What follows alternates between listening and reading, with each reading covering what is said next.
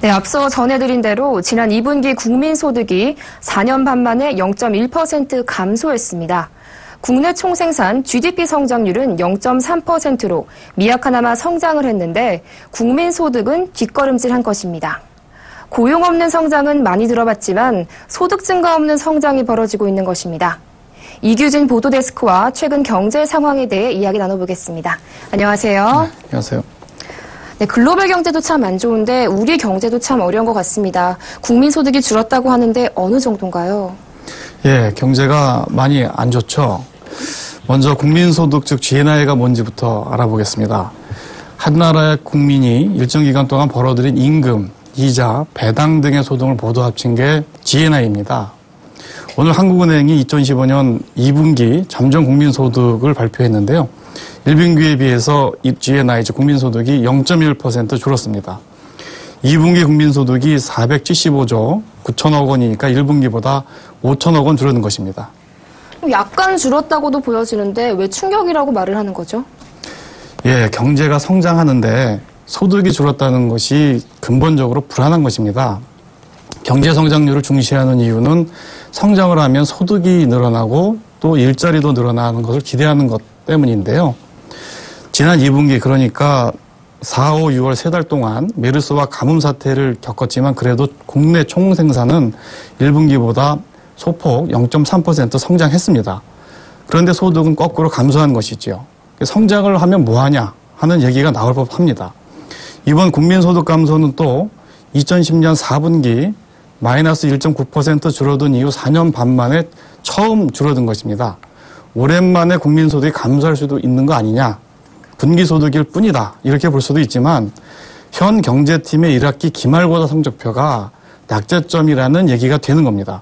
지난해 7월 최경환 경제부총리가 취임한 뒤에 경제 부흥을 위해서 초이노믹스를 주창하고 한국은행을 보고 금리도 내려라 해서 부진 애를 썼는데요. 결국 경제 성장률은 조금 늘고 국민소득은 오히려 감소한 그런 성적표를 국민들에게 준 셈입니다. 박근혜 정부가 노력을 했는데 경제를 못 살렸다는, 오히려 뒷걸음질 쳤다라는 점이 국민들은 답답하고 막막한 것입니다.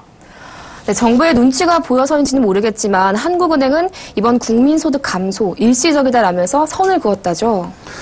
그렇습니다. 한국은행은 국민소득 감소를 그렇게 중요하지 않다라고 이렇게 얘기를 했는데요.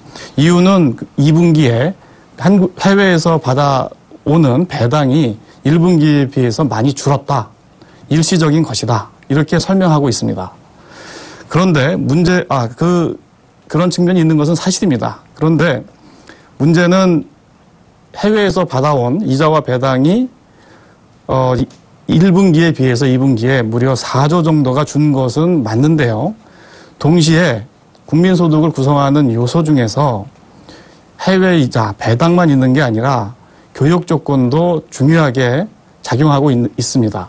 이 교육 조건이 1분기에 비해서 2분기가 좋아졌습니다. 그렇게 해서 실질 무역 이익이 11조 3천억이 늘었습니다. 쉽게 말해서 유가가 하락해서 수입 가격이 내려서 그만큼 국민소득이 늘었다는 얘기입니다. 그러니까 해외 이자와 배당이 준 게 4조 3천억이고 늘어난 게 11조 3천억 무역 이익이 있으니까 일시적인 이유라고만 보기에는 너무 낙관적인 그런 판단이다. 이렇게 생각이 되는 것입니다. 네, 그렇다면 이렇게 국민소득이 감소한 이유는 뭔가요? 국민소득이 감소했다고 하는 것은 결국 국민들이 돈을 못 벌었다고 하는 것인데요. 일단 수출이 안 되지 않습니까? 글로벌 경제 침체로 수출이 내리막길인 거고요.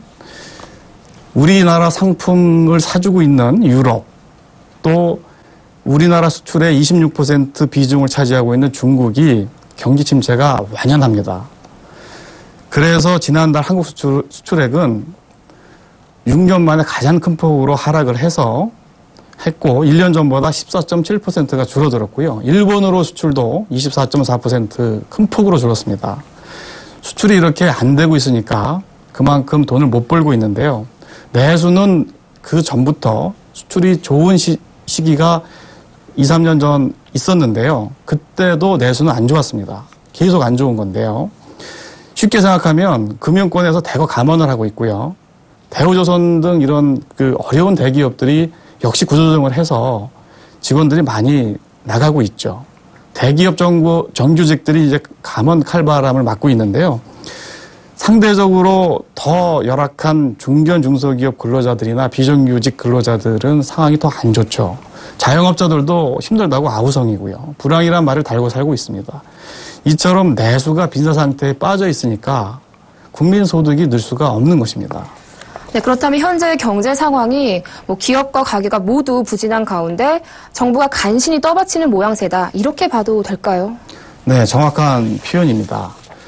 정부는 어떻게 하든 그 성장률을 높이고 미세조정이지만 분배 구조를 바꿔서 국민소득을 높이려고 안간힘을 쓰고 있는데요. 문제는 그렇게 노력을 해도 실물 부분이 계속 나빠지고 있다는 점입니다. 이 실물 부분이 나빠지고 있는 이유는 단지 최경환 경제팀, 즉 정부의 그 책임으로만 볼 수가 없습니다. 왜냐하면 좀 전에 말씀드린 대로 대외 여건, 중국, 유럽, 미국 이런 글로벌 경기와 밀접한 그 관계를 한국 경제가 맺고 있는데요. 글로벌 경제가 너무 안 좋습니다. 문제는 금융 부분인데요. 금융 부분은 정부가 많은 노력을 해서 만들어 나갈 수 있는 부분인데요. 현재 경기 부양을 위해서 가계대출 규제를 풀고 부동산 값 상승을 부추긴 측면도 있습니다. 한국은행도 금리를 2차례 인하해서 1.5% 초저금리가 된 상태고요. 이렇게 규제도 풀고 돈값도 싸지니까 국민들이 은행에서 너도 나도 돈을 빌려서 집을 사고 부동산 주식 투자를 해서 가계부채가 금세 100조가 늘어서 벌써 1130조 원을 넘어서고 있습니다. 위험한 상황입니다. 네, 참 어려운 상황인데 이럴 때일수록 투자자들은 또 어떤 점을 유의해야 할까요? 지금 자산시장에 버블이 좀 끼고 있지 않나 이런 우려가 들고 있는데요. 실물이 냉각되는데 돈의 힘으로 부풀려진 버블은 결코 오래갈 수가 없습니다. 중국 경제는 크게 위축돼 가고 있고 버블 붕괴를 막기 위해 미국은 금리 인상을 하려 하고 있고요.